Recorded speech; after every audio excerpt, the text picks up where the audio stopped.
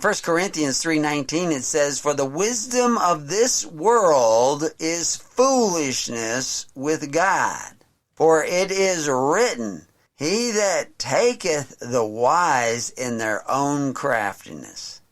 So what is that all about? What is he talking about? The foolishness to God. Who was foolish in the Bible? Saul was foolish in the Bible. Samuel said he was foolish because he imposed a sacrifice on the people for a good cause.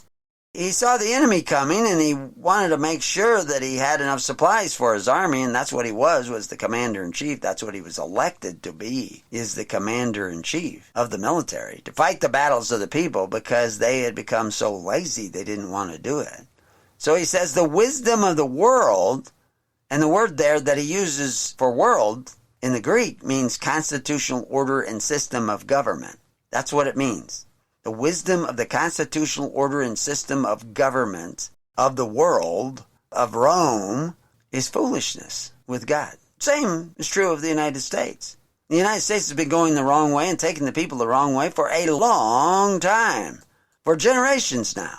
And so the idea that we will all go back to normal, we don't want to get back to normal. We want to get back to righteousness. That's what you want to get back to. Because the things that are already wrought, I mean, we're headed for runaway inflation, breakdown of the economy. We already have breakdown of the morals in society because the people have become accustomed to living at the expense of others and dependent for their livelihood on the property of others.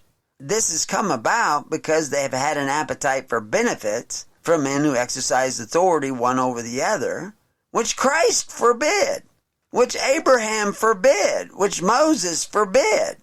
Abraham wouldn't take a buckle.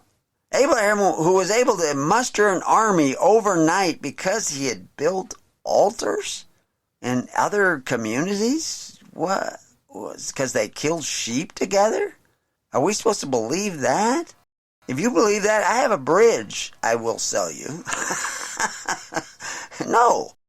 The altars were systems used by people who were self-governing, where the division of power was not between the judicial branch and the legislative branch and the commander-in-chief, the chief executive officer, like a Rome had.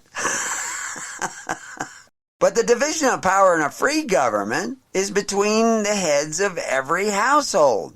The men and women who rule in every household have the power over their household.